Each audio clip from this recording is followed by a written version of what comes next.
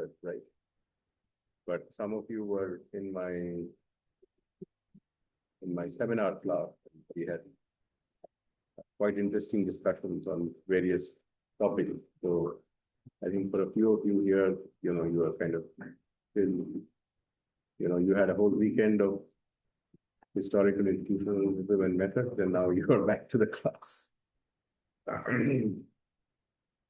So essentially, where we ended in the last class, I did want to look at this whole issue of counterfactuals, but we didn't get into counterfactuals. Counterfactual theorizing is not often done in political science.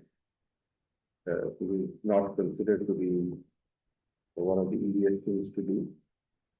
So I will kind of end the lecture with counterfactuals, but we did discuss quite a few aspects of path dependence last term, like in the last class.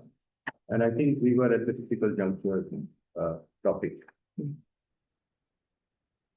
So we will look at critical juncture and path, and then move on to an understanding of counterfactual theory.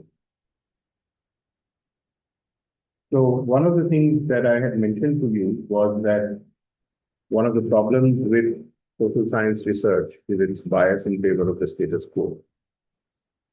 So whether you look at game theory or whether you look at institutional analysis, you kind of see that a lot of what is happening is trying to explain why behavior gets repeated, and if it is repeated and predictable, then what to expect next. So there's a whole lot of theorizing that comes out of the Prisoner's Dilemma game, which is located there. However, I mean, if you, let's say, think in terms of changes such as revolutions or changes in economic regimes, all manner of normative changes, then the question is, how do you look at such change? And one of the ways of looking at such change could very well be endogenous change. So, for example, you can have a tipping point model, right? So things change inside the system for a long time until you reach a threshold, and then you get a shift. So that's endogenous change. That is change that is happening as a result of incremental things that are happening inside the system. And then when it reaches a threshold, you see a much bigger impact. Critical juncture, I mean, that is just one example of endogenous change, which can be considered to be the precursor of big change. So that is, Douglas North's story about the rise of capitalism and the birth of democracy in Britain. So Douglas North is largely looking at changes that took place in the power relations between the aristocracy and the capitalist class in Britain, and how that actually yielded something called the Bank of England, which changed the balance of power in favor, to some extent, of the Parliament, where the capitalist wealth holders did organize themselves. So critical juncture, in a way, I think, in all of social science theorizing, has a lot to do with how do you really look at change? And often you can't look at change endogenously. Something can be disruptive to the system that happens from the outside. So in a situation like this, when people use the term critical juncture, you often think in terms of an exogenous shock. That something happened which was outside of the system, which made an impact or opened up possibilities for the long run inside the system, which made a different kind of evolution inside the system possible. So if you look at, let's say, Peter Hall's discussion in politics in time, he gives you the example of a meteor. The example of the meteor is that, evolutionary processes were evolving in a certain way at the time when dinosaurs sort of ruled over the earth. And there is no really good biological or ecological reason for us to understand how did these dinosaurs die. I mean, you find skeletons even in the neighborhood of Heidelberg. I mean, such big, powerful animals, how did they come to an end? And one of the hypothesized stories could very well be that there was a meteor shock. And when the meteor hit the Earth, somehow all the dinosaurs died. And because of the death of these dinosaurs, you could think of evolution evolving in a different way. So something disruptive happened, which is external to the system. This is something that was described in a certain way by the eminent Harvard evolutionary biologist Stephen Jay Gould, who used the term punctuated equilibrium to argue against Darwin. The evolution was considered to be very rational. There was a theory of the survival of the fittest. And people believed that, the species actually adapt to environments and they change. That is why the color of the butterfly changes. That is why, from monkeys you get human beings. But Gould said that no, that's not always what happens. I mean, he looked at some things that happened in Latin America, which suggested quite otherwise. And so we find that the situation that arose there was one where a certain kind of disruption happened. So Krasner says that these punctuations that happen in evolutionary biology could also be happening in the political world, and a certain kind of an evolutionary process just gets disrupted, and something new happens. I don't see many people in political science looking at the punctuated equilibrium model of Stephen Jay Gould and aligning it with the way in which people have tried to understand critical junctures. But what has happened in our understanding of the critical junctures is the fact that there are people often talking about an opening, and this is sort of a milder version of the critical juncture argument, that something happens that actually makes agents in a political process a little bit more powerful than they normally are. You must understand that in politics, it's a situation where you have institutions that constrain you from acting, so there is only a certain range within which you can act.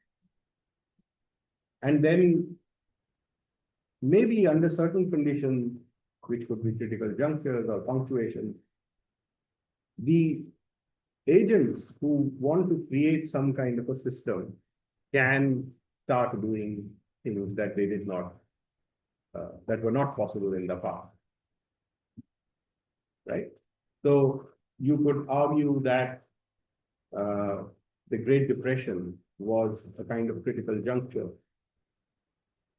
in American economic policy making, because the Great Depression created a situation where policymakers just could not understand how they could perform their economic institutions under classical economic theories, where the equilibrium model and markets were emphasized. So, you were following an equilibrium model, you were following a market-led model, and you found that there was large amounts of unemployment and overproduction, leading to economic distress and misery. And you know what happens. You know what's happening in Iran today, right? What's happening in Iran today is a result of huge economic distress. The price of egg goes up in one day by 40%. The price of meat goes up. The price of... So under such circumstances, people like Mark Light have argued, people like Peter Kochpol have argued that the United States Department of Agriculture and a bunch of economists started thinking very differently about economic policy making.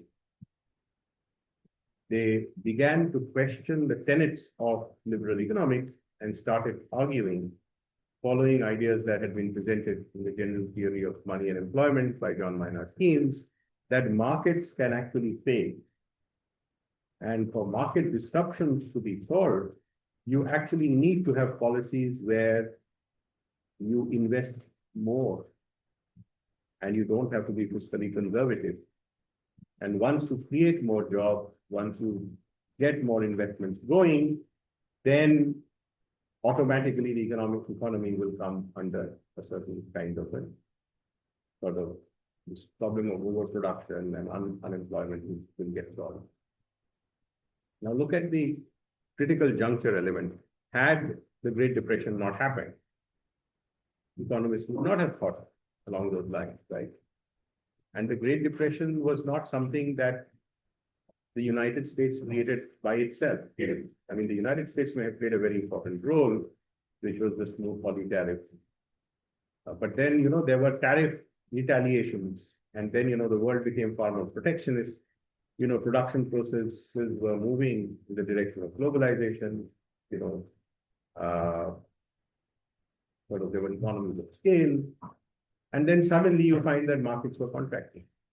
And when markets were contracting, these neoclassical laws of economics were not performing. So you can say that the Great Depression was the creation of how different states interacted to produce protectionism. So it was not, let's say, a domestic level event. It was like the financial crisis of 2008, 2009. You can argue, for especially for non-US countries, it was not a domestic event, right? So in that kind of a scenario, you got this opening, which you would not have got in order for you to produce a certain set of policies which actually transformed institutions. Now, a lot of people who think about John Maynard Keynes think that Keynes, by critically looking at liberal economics, saved the liberal world. I mean, otherwise, if they had just believed in markets, probably the system of markets would have ended and the Soviet Union would have triumphed much earlier. So there was the availability of ideas, there were policymakers who were willing to pick it up, but then these picking options would not have been present had the Great Depression not happened. So that's one way to understand a critical juncture. Another way to understand the critical juncture, and a lot of people are now writing about it, is the relationship, let's say, between COVID and autocratization. I mean, I have a paper in the Journal of Democracy. I have a co-authored paper in a volume edited by my colleague in the Institute of Politics, Aurel Croissant, which actually does comparative work on how COVID produced autocratization. So what happens? You have a crisis created by a virus, and that crisis enables countries to deploy emergency situations. And these emergency situations can actually have autocratizing effects. Once you define a situation as emergency, like a national wartime situation, then you can. So India has this National Disaster Management Authority, which gets activated under such disaster situations, and then a lot of rights can be sort of reduced to nothing. I mean, when the COVID pandemic became important, we know that there was not a single discussion in the Indian Parliament on COVID management before the lockdown. COVID happened in 2020, right? And the lockdown happened sometime in February. March. And if you look at the deliberations in the Parliament between January and March, there are some opposition parliamentarians who are saying that COVID should be discussed. But there's just very minor discussion about, how many vaccines India should get and how many masks. There is no serious discussion on COVID management. And then the Prime Minister announces a half-a-day lockdown or a one-day's lockdown, which everybody celebrate, if you don't like a holiday. And then maybe he thinks that this is a great way to go. So he actually imposes a full-blown lockdown with no relief measures. look at how Germany did it. I mean, Germany put in a lot of money into businesses that could have failed. Lockdown was discussed, debated. There was a whole group of people who were advising the German chancellor at that time. And of course, Germany also benefited from a relatively more robust welfare state, as well as a very, very strong public health system. So, compared to a lot of people who are dying in France and in Britain, many fewer people died here. But there was a lot more deliberation. I mean, Germany didn't take advantage of the COVID pandemic to become more autocratic. But India, on the other hand, and many other countries like India, have actually done that. So when the lockdown was announced, and at that point in time, there were at least 2 serious published papers published by the Indian Council of Medical Research, which suggested that a lockdown may be necessary, but it has to be a partial lockdown, and it has to be. There were economists who were saying that you can't do a lockdown without putting in resources. That, you can't say that people are going to stay inside their homes without making sure that they can earn money, without making sure that they have some kind of sustenance. And all of these ideas were neglected. The investments in sort of helping, especially migrant labor in India, were minimal.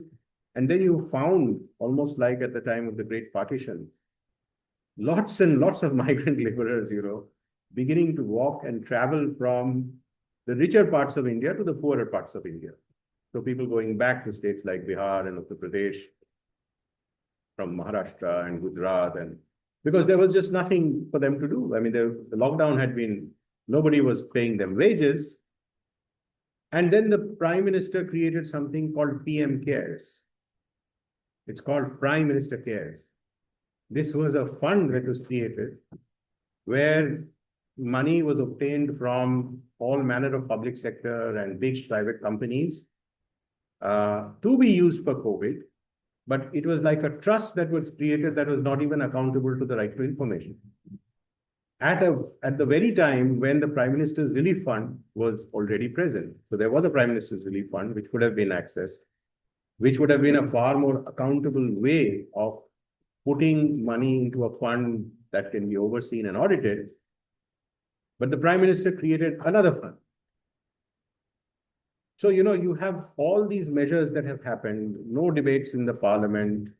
And I can tell you about how the vaccine policy failed. That's a separate issue. I mean, the wrong ideas were sort of in place at a time when India is really, India's pharmaceutical industry is actually probably one of the industries that can claim to be competitive on a global scale, like the information technology industry. And then, people were dying in April 2021 because of the lack of vaccines. And even before that had happened, they had exported 60 million vaccines to various other parts of the world, claiming to be an emerging power. So all kinds of policy failures happen, all kinds of manner in which deliberations can take place can be thwarted if you use a crisis as a autocratizing impulse. So I've just given you 3 examples. One is, let's say, COVID in Germany. The other is COVID in India. And then dealing with the Great Depression. You can similarly argue that the balance of payments crisis of 1991 in India was kind of a critical juncture when policymakers who had become far more convinced about moving towards globalization and foreign direct investment could use India's vulnerability with respect to the multilateral organizations to push globalization and deregulation. So it's not like a lot of policymakers in the late 1980s were not convinced that India should become far more export-oriented, should invite foreign investment, but it was just not possible within the political economy. There was a very powerful import substituting sector that didn't want to compete. They didn't want to take those risks. They just wanted freedoms within the country. India is a big country with a large population, and they just wanted to keep selling inside the country. And there were privileges that they could get as a result of their relationship with the state. But then in 1991, when economic reforms happened, they happened because I have argued in my book and in various pieces that there was a substantial chunk of the policymaking elite that actually had moved away from the earlier understanding that globalization is an imperialist project and that it has to be thwarted. And foreign pressure cannot be used to move to support an imperialist project, which I argue in 1966 was the case. In 1966, India had a similar balance of payments crisis. Policymakers could have moved in another direction, but they didn't. They actually moved very, very far away from the advice that was given by the World Bank and the IMF soon after the balance of payments crisis got sorted out. In 1991, on the other hand, India did not do exactly what the IMF and the World Bank wanted. This is what we call a heterodox program and not an orthodox program. The heterodox program was respected because India has some eminent respectable economists who could argue that orthodox IMF-style stabilization cannot be sustained in a democratic setting. However, they were also convinced that the Indian government was willing to move in a different direction. So in July 2 or 3 of 1991, the currency was devalued to a substantial extent to make it far more market-oriented. And on the 24th of July, 1991, you have what you can call a paradigm shift. There's an industrial policy resolution that comes out. On the same day, you also have the budget.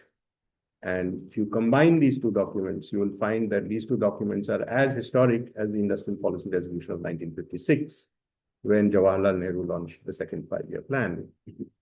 Paradoxically enough, both of them were launched under a Congress government. And of course, it was made to look like India was on a continuous path, but this was a disjuncture. So I'm just giving you some examples for you to figure out. I mean, you'll find that what happens in a lot of the literature is that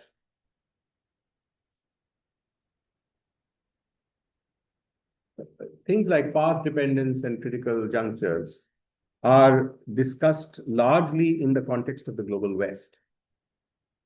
And so they don't look at cases. I mean, they think that this is something that, I mean, most of the scholars who engage with this work are Western scholars, but there's also a kind of feeling that perhaps you don't need to think of critical junctures in a non-developed country setting. So there is also this kind of a condescension, and I have seen it expressed in some writings that, after all, these are countries that don't have stable institutions. So why should you even think in terms of institutions and continuities that have to be disrupted?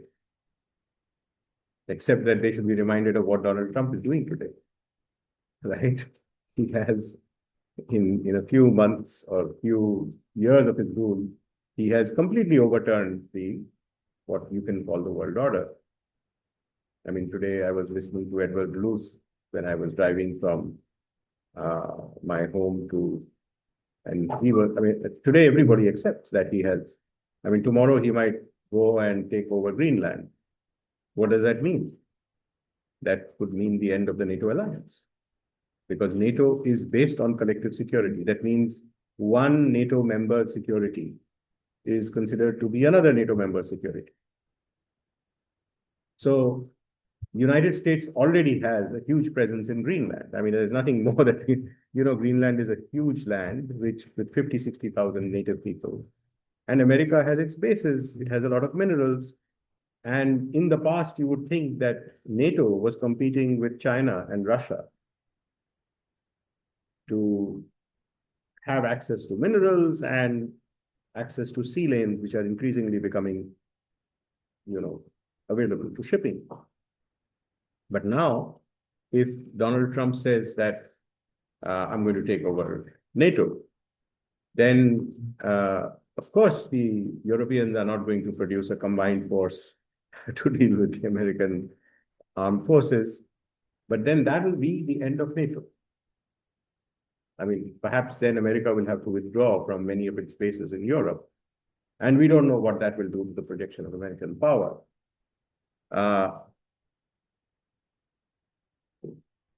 Why am I saying this? I'm saying this because a lot of historical institutionalists condescendingly look at the developing world, thinking that since they have no institutions, why think about critical junctures? But you can see what the United States is doing. It is unilaterally abandoning all kinds of institutions that it created. I mean, Donald Trump has just said that I don't believe in international institutions. I don't believe in the American Constitution. I believe in a high morality that I have. So this is like almost like Thomas Hobbes's state of nature. You know what the ice, what is the full form of ice? Ice. What is ice? Something Just Google the and see what is ice. customs and Full form. Full form, No, but look at nowadays you have the internet, right? It comes under Homeland Security. Yeah. You know that ICE agents went. immigration customs. What? Immigration customs. Yeah, immigration and customs, which should be located in the borders. And you know that these ICE officials went and killed an innocent woman. And the Home Secretary or the Secretary of Homeland Security was defending these agents. And when she was asked, what is the evidence that these people whom ICE has killed are killing ICE people, he said that, the FBI is going to produce the evidence. So she had no clear answer. The videos are there. Obviously, the governor of the state of Minneapolis, Minnesota, is not with ICE. The mayor of Minneapolis is not with ICE. So she's complaining that the local police is not supporting ICE. So they are literally targeting, and here obviously they were probably targeting Latinos. So then where is the rule of law? Where are institutions? So I'm just saying this because you will actually find that some of these literatures actually have a Western kind of an imperial kind of condescension about why certain frameworks should not even be used for understanding the non-Western or the developing world, because their institutions don't exist and therefore critical junctures are not important. But what is also very important here is for you to understand that you may have a critical juncture, you may have an opening, and you may have an attempt to change institutions in a way that is radical, but it may not be realized. So the literature is now also talking about mobilizations that can realize. So it's not like, it's a little bit like saying that the economic reforms of 1999, 1991 in India could have actually failed if the budget had not been passed. Let's say, that budget of July 24th, 1991 had to be passed in the parliament. There was a lot of opposition to the economic reforms of 1991, both within the industrial class and others. But what if the political class had not mobilized the vote to get that budget passed?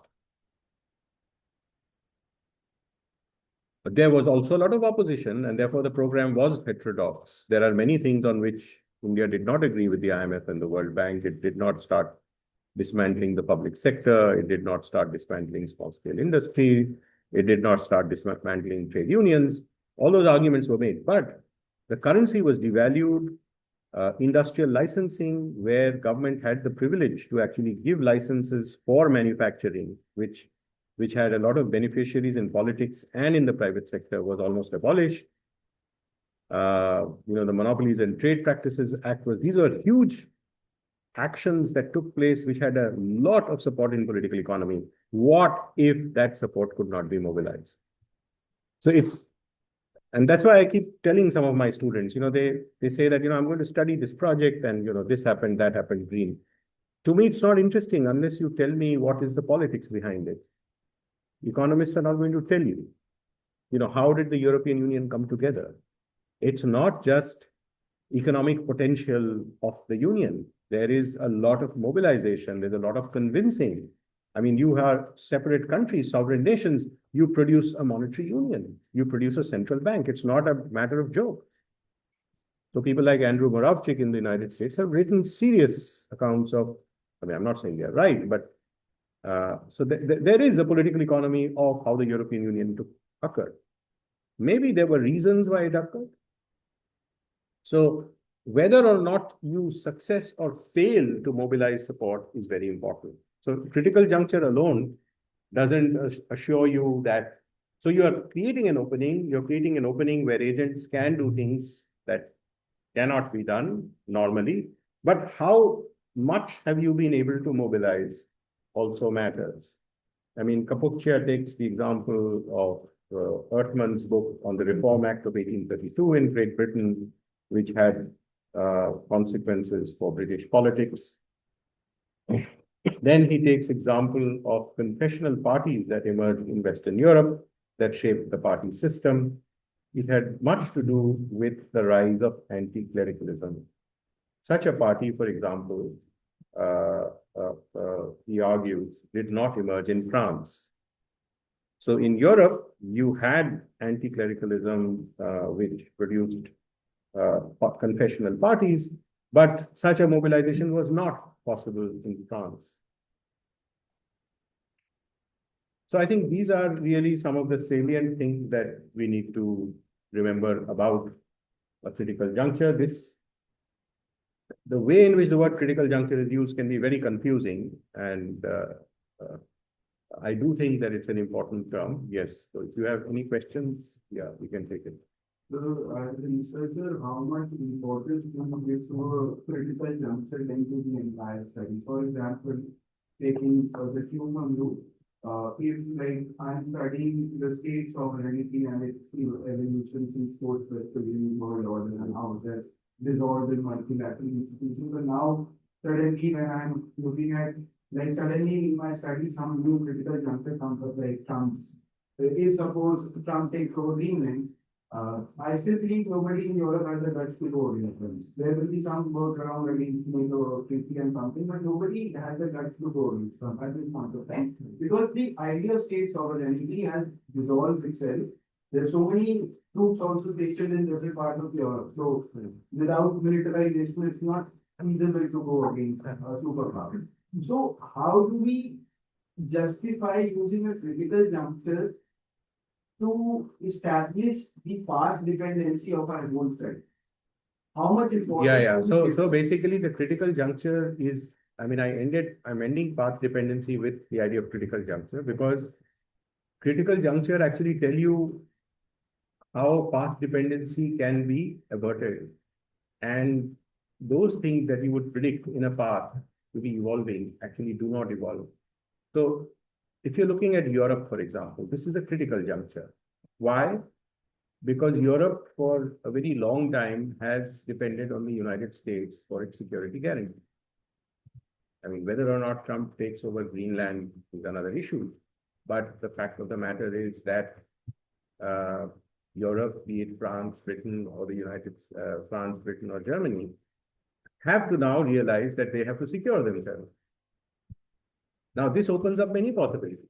So if, let's say, Germany is a part of the NATO alliance, and I have a master's student who did an excellent dissertation comparing German and Indian and French and Indian arms trade.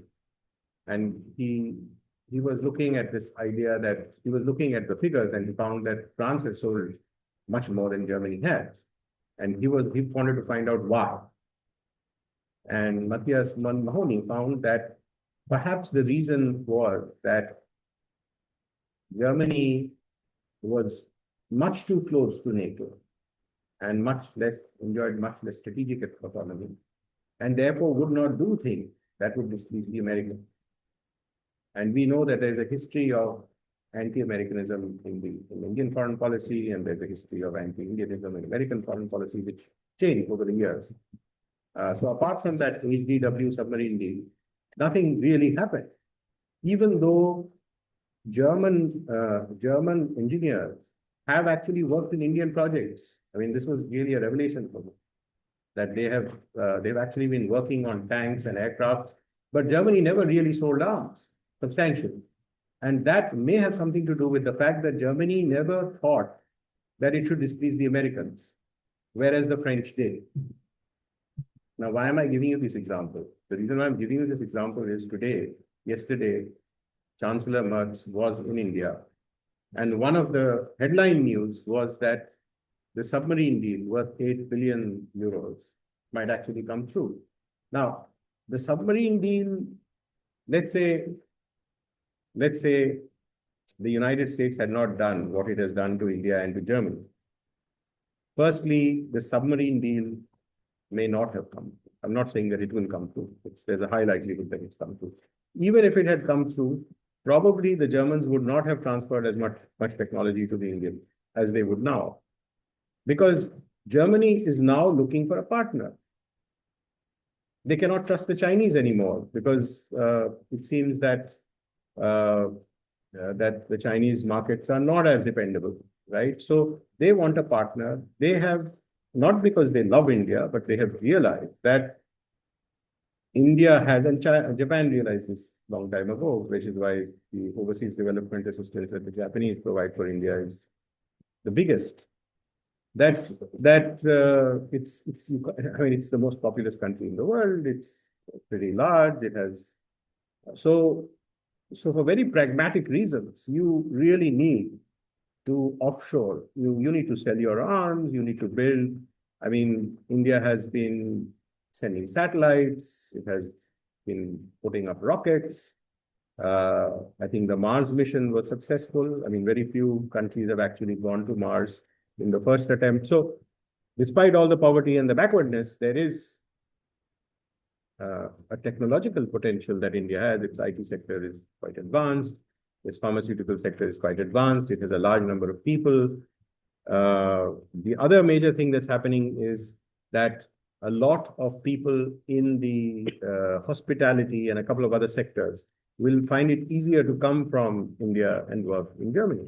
But, I mean, there are about 20 different kinds of deals that are being worked out, of which I think visa restrictions, mobility in certain sectors, and the submarine deal are on top. Now, do you think this would have happened if Trump had not made Germany feel so insecure?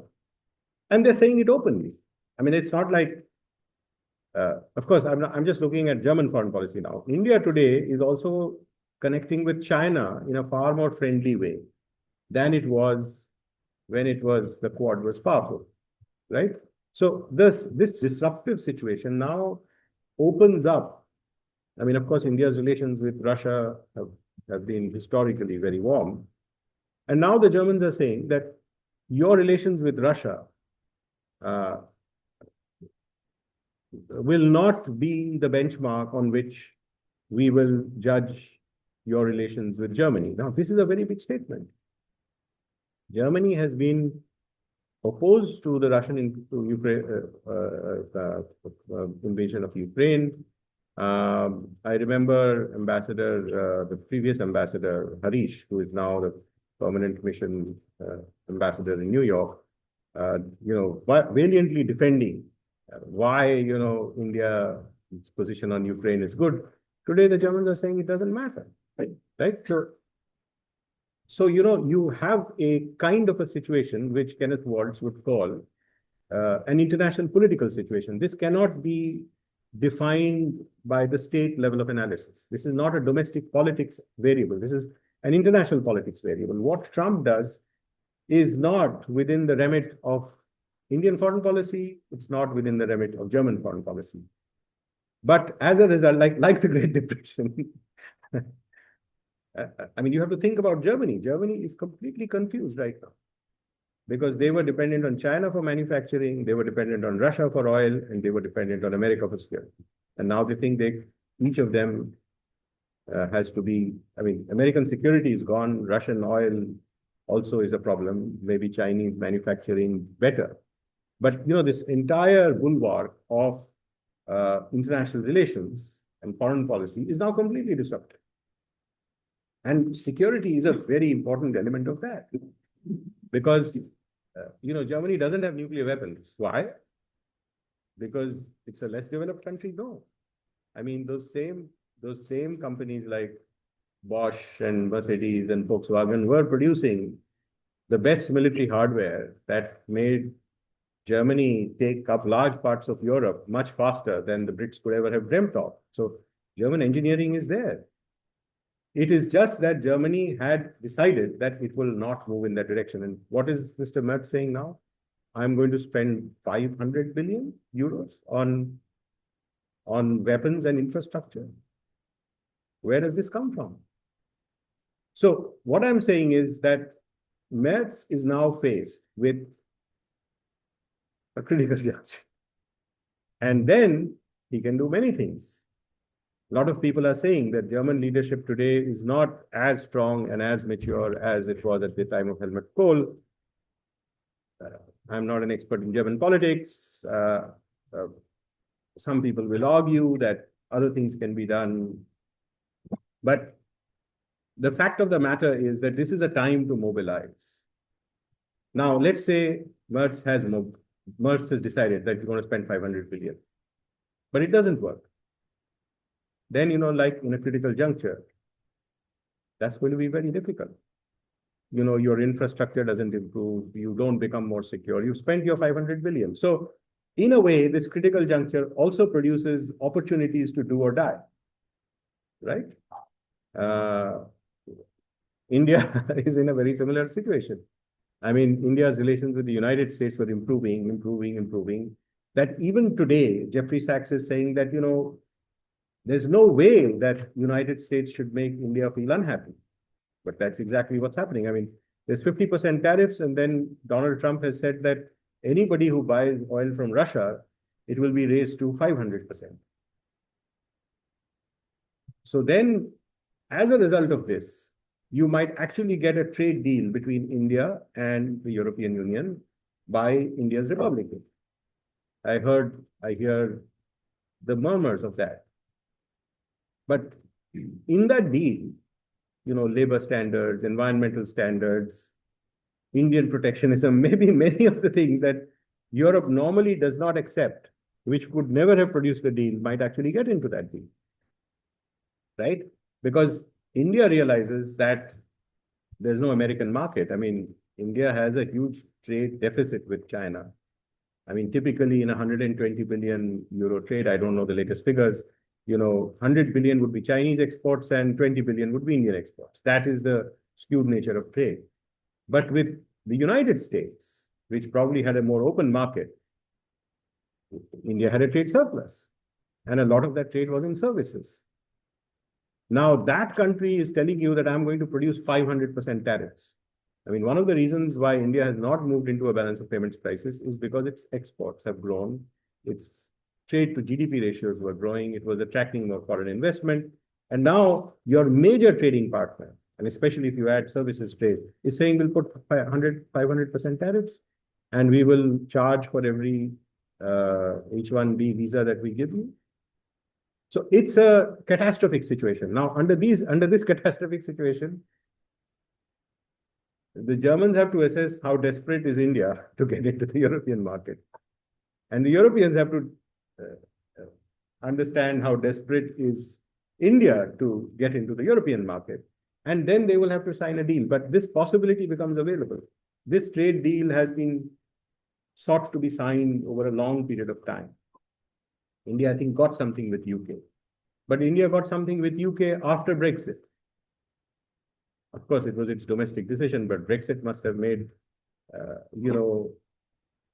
UK's need to get more trading partners. Even the trade deal with Mercosur, they say that European farmers have had to, they will be far more threatened by beef exports from Latin America. So what we are saying is that this is the kind of thing that you look at in critical junctures, not what you are suggesting. A critical juncture is an opening. It can change a path. And obviously this opening has emerged because the whole understanding of the West has changed, because the most important country, which was supposed to be hegemonic, has become a rogue state. And when it has become a rogue state, then you don't have order. And when you have disorder, you have to create order. So then you have to mobilize in favor of another order. When the balance of payments crisis happened in India, similar analogy, that you had a financial crisis where India had foreign exchange up to 2 weeks of imports. Now, what do? You may be convinced about many policies. Now you start telling people that, look, this is what has happened. In the past, people would say foreign investment is bad, but then you are borrowing from commercial banks. Why wouldn't you attract foreign investment? Rather, borrow from commercial banks who one day, when they don't feel good about you, will say that your credit rating is bad. So, these things come up, that you have a balance of payments crisis. Of course, in that crisis, there's no such thing as an objective crisis. There are those kinds of situations where foreign creditors can still keep funding you, right? So at some point, creditors said, no, we will not fund India. India's fiscal deficit was growing. And then policymakers could do things which, right? Does that make the... Okay, so there are a couple of things that I want to say to end sort of the research design sort of part of the lecture, which is important because you see, research design includes all of these things. Research design includes path dependence, critical junctures. Of course, if you are looking more at processes, then path dependence becomes more important. So one of the things that you have to think about is the next lecture, which is ideas versus materialism. This is not something that you need to consider necessarily as a part of a research design, but you will actually find that it's a philosophical question, that what is it that's driving your theory?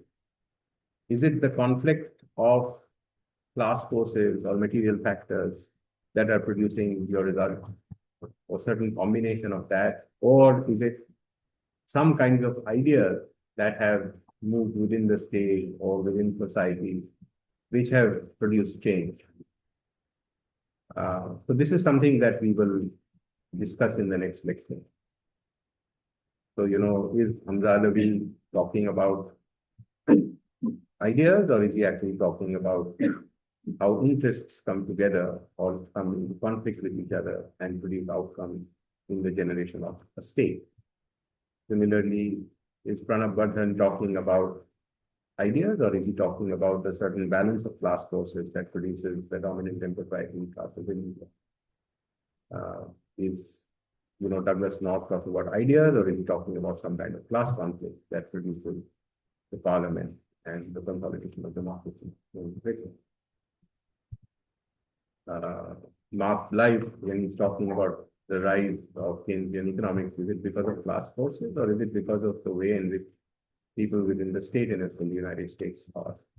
When I'm talking about India's economic reforms, is it because of a balance of class forces, or is it because the way in which policymakers thought that the country should move, given sort of the conflict that exists?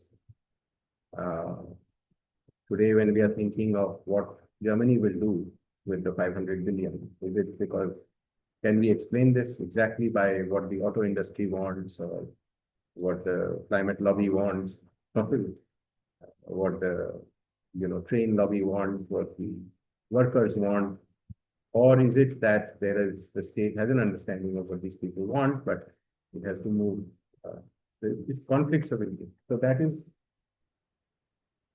that is one way of thinking, which we will explore in the next.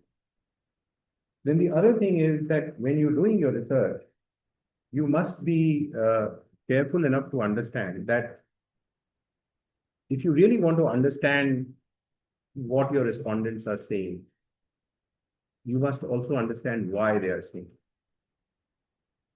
So some respondents will say certain things because of their own interests. And that can actually become less believable. It's a little bit like saying that if you find arguments about why taxes should be higher coming from rich people, that can become more believable in terms of an ideation. But if poor people say that taxes should be higher, that's where their interests lie. Or if poor people say that markets should be, reduce taxes, but have markets that will create jobs. So the question is that what are the motives of the people who are saying? Now you want to explain a phenomena, right? You're looking at a respondent. It's important to look at not only the public views, but also private reasons why a person is. And then is the question of when to begin. If you're doing a case and you want to study a process, when do you begin? Do you begin with a critical juncture? That could happen. You can begin with a critical juncture, but I have argued that the critical juncture was not as important as ideas within the state for understanding India's economic reform. So I actually began my case from the mid-1970s when Prime Minister Indira Gandhi started critically looking at the import substitution, which was in some senses consolidated by her. So in my writings, I suggest that the height of import substitution is the period between 1967 and 1974. It's a far more closed and state-driven Indian economy than even the Nehruvian period. Nehruvian period is relatively liberal.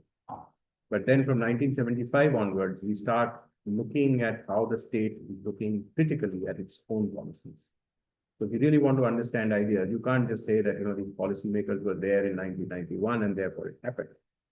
But you actually have to see how the government was critically looking at its own policies and then making small policy changes in order to increase the value of the private sector in the economy and to some extent promote globalization to minor devaluation of the currency, gradual devaluation of the currency that nobody can pick up easily.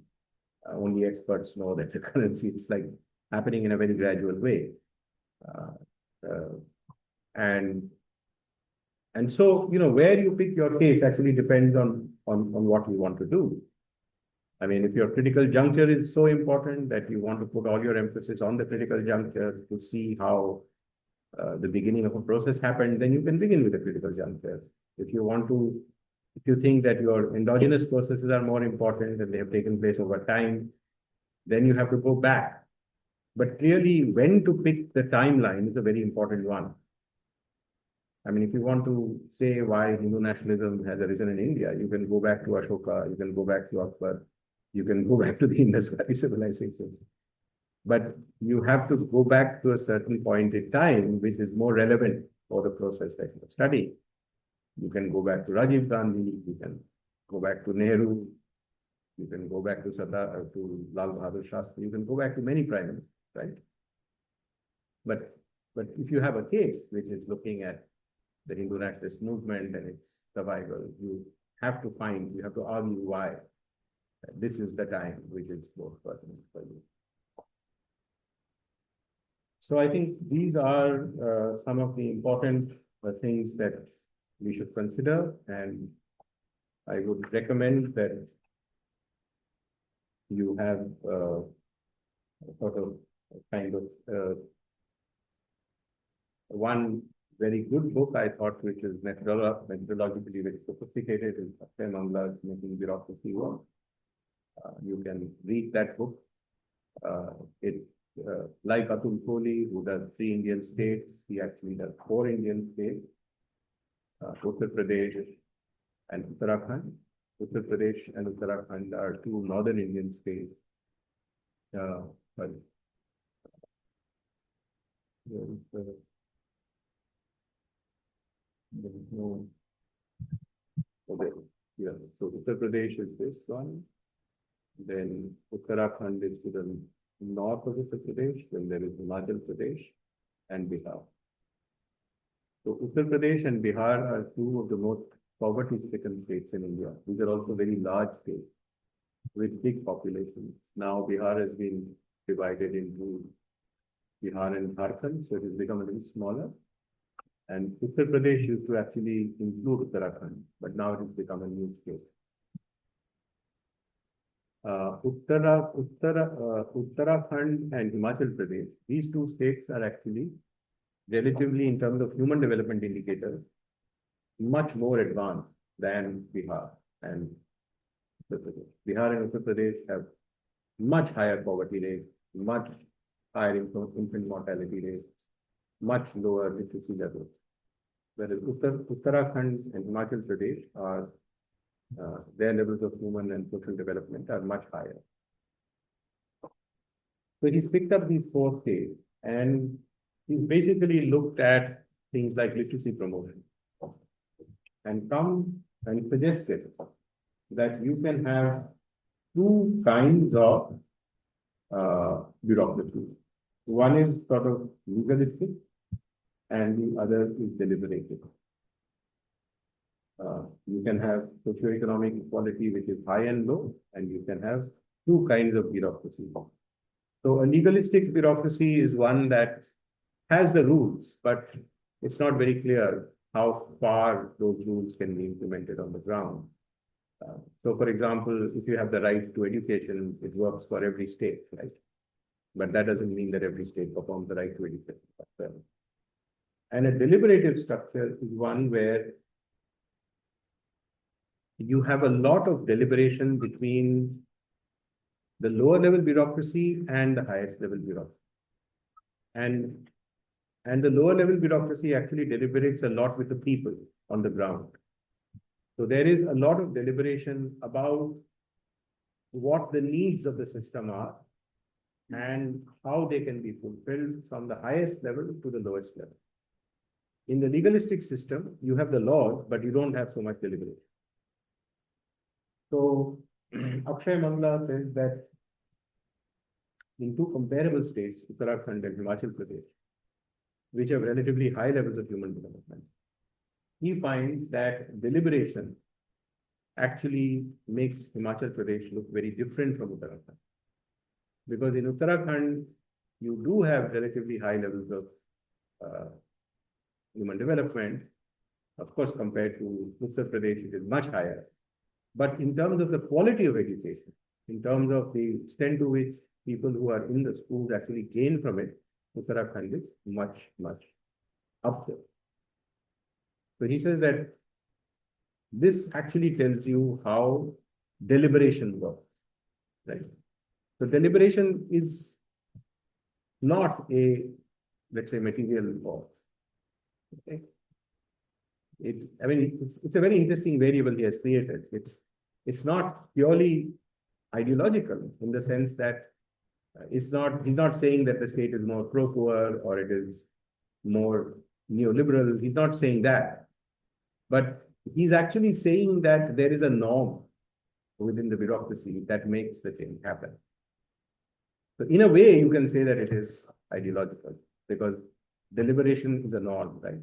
That you believe that you have to deliberate. So if you say that the panchayats in Kerala deliver much better, then that's because they believe that decentralization works and they have empowered the lowest level of government. Not only that, there's something called the Kerala Institute of Labor Administration, called KILA in Cochin, which actually trains village level governments in planning.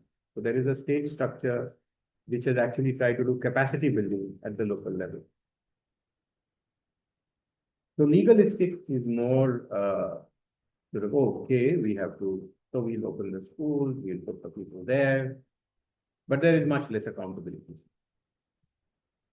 So there is episodic co-production in Uttar Pradesh, and there is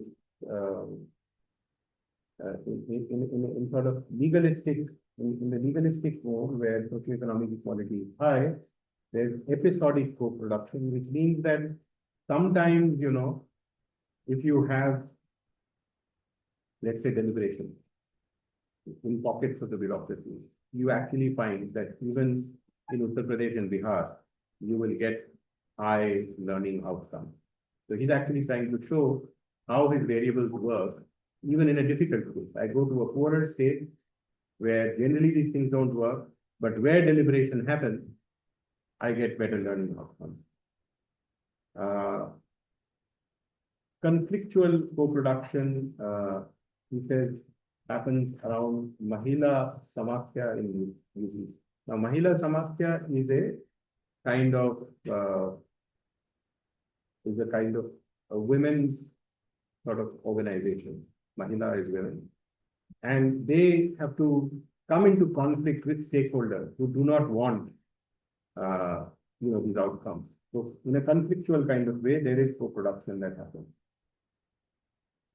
Inclusive co-production community defined in Himachal Pradesh, where learning outcomes are good and a lot of people are in school, and substitutive co-production community happening in Uttarakhand. Substitutive co-production community is very interesting. When the government schools do not work, private schools become substitutes. So for higher learning outcomes, parents send their children to private schools in order for them to achieve learning outcomes. Whereas the difference between Uttar Pradesh and Uttarakhand and Himachal Pradesh is that in Himachal Pradesh, you can get the same outcomes in government schools. It's a little bit like the difference between the United States and Germany.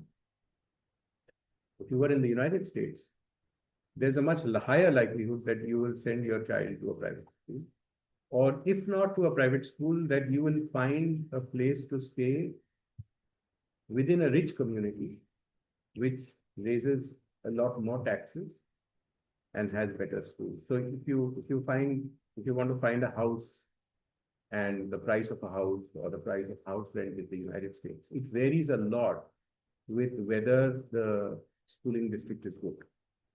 So rich, younger people with children go to more expensive neighborhoods to live, because even if they go for public schooling, those are the best public schools. I mean, you are in Santa Monica or somewhere in California and you want to send your children to Berkeley or UCLA, you will go to those schools. Because from those schools, whereas, I mean, I live in Neckargemund and I never felt the pressure to send my child to a gymnasium in Heidelberg. Although Heidelberg is a richer location than Neckargemund.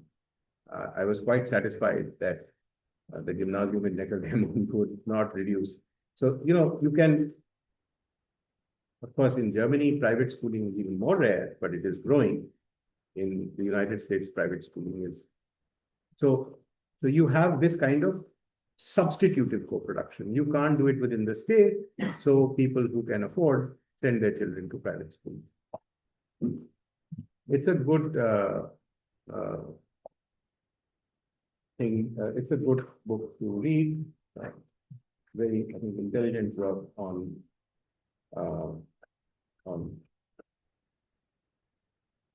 So then, just to summarize, and we will spend a whole lecture on this, so we don't have to bother too much about it right now. So what is that? You must be able to find a theory, right? Apply it to see whether it works, or to see whether you have puzzled by it. This is very important. So this is really the first sort of Archimedes principle in this class. That, I mean, before Archimedes discovered buoyancy, he needed to think about, how can things float on water, right? So the whole thing is you must be interested in something, you must be able to connect coherently with the theoretical world that tries to explain that phenomenon. And you could, I'm not saying that you will always, you might find a theory that works for you and you could apply that. That would be pretty good. Or you actually find a problem and try to see why that theory doesn't work. And in doing that, we have discussed these two principles, the Mill's method of difference and agreement. And then we have also discussed process tracing and path dependence, right? Now, process tracing and path dependence you can do for one case. You can also combine the method and do process tracing and path dependence with more than one case. But it's very, very important that when you do this kind of case study work, you should have a good understanding of the historical conditions that pertain to the case, the independent variable, the dependent variable, how they connect, whether you want to look at processes more intently or whether you just want to measure the variables and see. Of course, when you do the processes, then you will probably understand to some extent the analytics of the cause, right? When you're looking at a process, like if you're looking at how the bourgeoisie produces democracy, you will get a much better idea of why the bourgeoisie produces democracy, right? Or does not. And then case selection is very important, which means that you should not just choose cases which are on the sort of dependent variable. You've chosen every case which is a success, like the developmental state, theorist state, that may lead to wrong kinds of conclusions that dictatorship produces growth. Because you haven't looked at many places where there are no dictatorships and there is a high level of economic achievement. So it's better to choose cases where you choose your cases on the independent variable, which is your causal variable, where you can vary the causes, where you can keep some of them constant.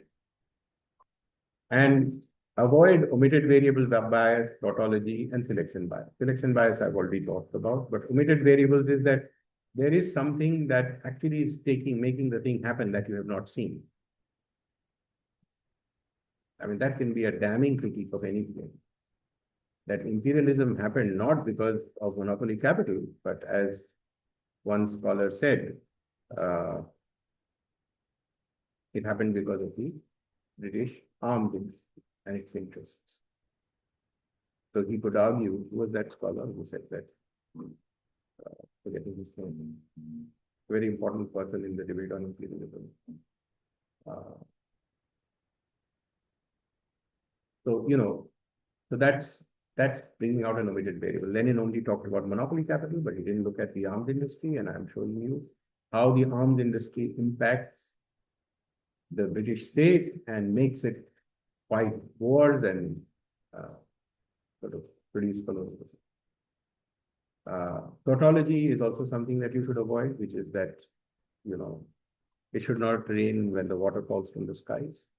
So there should be enough distinction between your dependent and independent variables. They should look different, they should be different, so that you can actually establish the cause and effect. So I think these are important factors that you should consider in your analysis. Do you have any questions at this point in time before I move to counterfactuals? I will not say much about counterfactuals today. Tomorrow, the next class, I will combine counterfactual and materialistic and was interesting. So if you have any questions at this point in time, because we've kind of, most people don't do counterfactual analysis for masters or PhDs. So very challenging thing to do. Counterfactual analysis is looking at what would happen if something did not happen. So that's, you can call it a challenging topic. You can call it a topic which is mired in fiction. But do you have any questions at this stage? The class looks coherent so far. Okay. I would encourage you to write your reviews, because reviews are always very helpful for the teacher. You don't have to give me good reviews. That's not the reason why I'm asking you to give the reviews. But it's always good to get some feedback. People who are in class, I will probably I will have you look at your sheet in the last revision class, the midterm exam sheet. For those of you who deliver who sort of tackle on the midterm. So what are counterfactuals? Counterfactuals are basically non-events. It's like saying, What would have happened if Muhammad Ali Jinnah had lived longer than he did? Would the Pakistan military become so strong? Would Pakistan have become more secular? Would democracy have been more entrenched? Or what would have happened if, let's say, Jawaharlal Nehru was not the first prime minister? And would India's democracy have consolidated itself? What would have happened if Sheikh Mujib was not present? If Sheikh Mujibur Rahman was not present and was unable to lead, let's say, a movement for the independence of Bangladesh, which became a mass movement. Or you can argue, what would have happened if Prime Minister Narasimha Rao and Finance Minister Manmohan Singh had not formed a team in 1991 to produce the far-reaching reforms that took place. So you can look at momentous things that happen. Why am I taking these examples? The reason I'm taking these examples is that what happened to India was very peculiar. I mean, you've hardly ever seen in the history of the world a country which is so poor, which actually adopts a credible democratic path from day one. This is very rare. I mean, we take it for granted. Lee Kuan Yew didn't do it. He was like Nehru, the leader of Singapore for decades. And even today, there is not a single opposition party that has come to power in Singapore. Similarly, you can argue that there may have been differences between Nehru and Jinnah, but Jinnah was a modern person. He was very secular in his outlook. He had a Parsi wife. He was certainly not conservative. He would smoke and drink. And if you look at the early statements that he was making, they were very secular. Pakistan, on the other hand, went in a very different direction. There were a few prime ministers, and then by the 1950s, the military was in sadly. So these are important things to look at. I mean, today you can say that what would have happened if Donald Trump did not win the elections? That's a question you can ask, right? Let's say if Biden had proposed much earlier that he would not contest for the American presidency, and if Kamala Harris or somebody else even more qualified had distinguished herself as being different from Biden, just like Biden could win elections, the next person could have given a better shot. So, you can rue the fact that today the world is in complete disorder, but what if? During the Cuban Missile Crisis, I am told that John F. Kennedy, it's very famous that John F. Kennedy, I think for about 13 days, and unlike Donald Trump, I think you can compare Donald Trump with John F. Kennedy.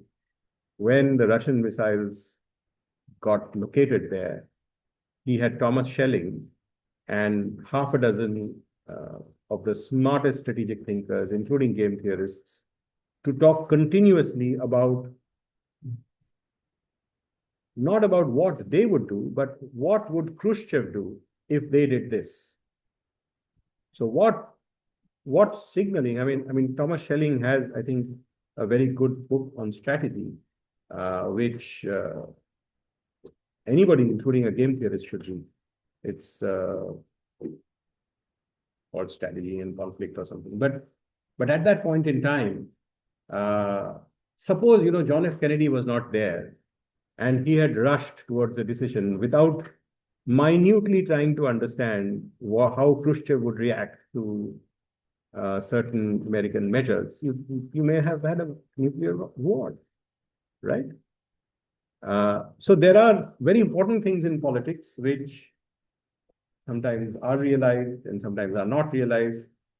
And you need to think deeply about what would have happened if that had not happened. So that's the realm of counterfactuals. It is not easy to do this research. And there are two ways in which counterfactual theorizing is approached. One is a more historical way, which is that you reconstruct the history with deleting something or adding something. That's how you reconstruct history. So your detailed knowledge of history is actually played out. And people say that you should not take huge chunks of history to reconstruct, because reconstructing history is very difficult. The other approach largely is to say that there are conceptual issues which tell you the cause and effect relation regarding what would happen if something did not happen. So you involve those theoretical ideas to a much greater extent to reconstruct the past. So there, or you can combine both historical knowledge and conceptual understanding of how those variables would play out if history had turned out different. So those are some of the discussions we will have in the next class. And then we will get into a discussion on how do you really disentangle, let's say, more ideational, normative approaches to politics from more sort of material approaches to politics. And then in the class after that, we will revise the class. We'll present you with a question paper. We'll present you with your midterm grade. And then you will take the final exam. Okay? Thank you very much.